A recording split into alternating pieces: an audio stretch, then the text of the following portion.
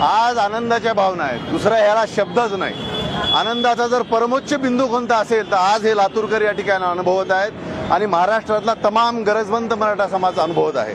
मनोज जरांगे पाटील यांनी मागच्या कित्येक महिन्यापासून जे आंदोलन उभं केलं होतं, ज्या मागण्या त्यांनी त्या ठिकाणी केल्या होत्या, त्या मागण्यांना काल महाराष्ट्र सरकारने आणि खास करून एकनाथ शिंदे यांनी सकारात्मक प्रतिसाद देत मनोज जरांगे पाटील यांच्या सगळ्या मागण्या त्या ठिकाणी मान्य केलेल्या आहेत। आणि त्यांची जी मुख्य मागणी होती, मराठा आरक्षणाच्या दोन बाजू होत्या। एक होती की मराठा समाजाला मोठ्या प्रमाणात आरक्षण द्यावं, ती मागणी 50% पुढे चालली होती। आणि दुसरी मागणी होती की कुणबी मराठा म्हणून मराठा समाजाला विदर्भ आणि इतर ठिकाणी जे आरक्षण आहे त्याच पद्धतीने जो मराठवाड्यातला मराठा त्या काळामध्ये वगळला गेला होता किंवा पश्चिम महाराष्ट्रातला काही मराठा त्या काळामध्ये वगळला गेला होता, त्यालाही तोच लाभ आणि नैसर्गिक न्याय मिळावा याच्यासाठी म्हणून जे लढाई मनोज जरांगे पाटील यांनी उभी केली होती, त्या लढाईला काल म्हणजे ज्यांच्या नोंदी सापडल्या ते सुद्धा आणि त्यांचे जे सगळे सोयरे आहेत ते सुद्धा यांच्या सगळ्या सकट एक सर्वंकष असं जे काल शासनाने जो GR काढलेला आहे मान्यता देण्याचा, तर त्याला काल यश मिळालेलं आहे।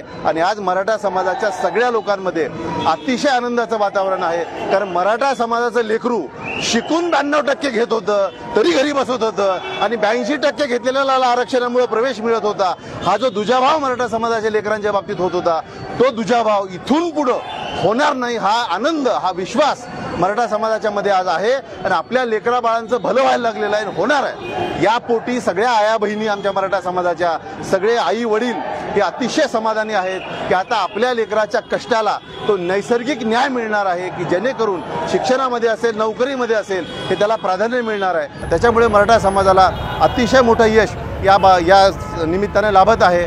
आणि मनोज जरांगे पाटील या एका सामान्य शेतकरी कुटुंबातल्या मराठ्याच्या मागं ज्या पद्धतीने सर्व मराठा उभा राहिला, तो चांगल्या घरचा असेल नसेल, श्रीमंत असेल गरीब असेल, मध्यमवर्गीय असेल उच्च मध्यमवर्गीय असेल, तो सगळा मराठा ज्या ताकदीने मनोज जरांगे पाटील यांच्या पाठीशी उभा राहिला, त्यांच्या एका हाकेला त्यांनी ओ दिली आणि मनोज जरांगे पाटील जे जे म्हणून सांगतील त्याला छत्रपती शिवाजी महाराजांचा आदेश मानून मराठा समाजाने पालन केलं। आणि त्या सगळ्या पालन करण्याला, एकजुटीला, शिस्तीला, शांततेला आणि प्रसंगी आक्रमकतेला हे मोठं यश हे या ठिकाणी मिळताना दिसलेलं आहे।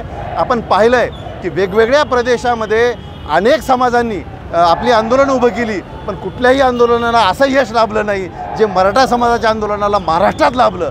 याचा आदर्श सगळ्या प्रदेशातले भारतातले सगळे लोक घेतील, इतकं आदर्शवत असं हे आंदोलन मनोज जरांगे पाटील यांनी उभं केलं। याचं कारण होतं की कुठं आक्रमकता दाखवायची आणि कुठं गनिमी कावा करायचा, ही छत्रपती शिवाजी महाराजांची शिकवण होती, ती शिकवण मनोज जरांगे पाटील यांनी पाळली आणि त्याच्यामुळे या सगळ्या लढ्याला यश मिळालेलं आहे असं मी वैयक्तिक मानतो।